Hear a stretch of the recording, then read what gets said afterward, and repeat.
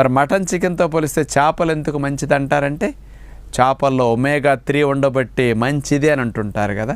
మరి ఏ చేపల్ని ఎంతెంత ఉంటుందో ఒమేగా చూడాలనుకుంటే 100 గ్రాముల పదార్థం ఏదైనా సరే, ప్రతిసారినే 100 గ్రాములు అని చెప్పను, ఏ వెరైటీ చెప్పినా 100 గ్రాములు తూకం. అందులో ఎంతెంత ఉంటుంది అని ఒకసారి చూద్దాం.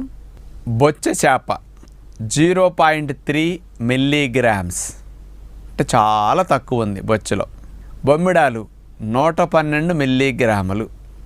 జల్లలు క్యాట్ఫిష్ 163 మిల్లీగ్రామ్స్. మోసు చేప 370 మిల్లీగ్రాములు. బంగారు తీగ 26 మిల్లీగ్రాములు. పులస కాస్ట్లీ చేప, ఈ పులస 313 మిల్లీగ్రాములు.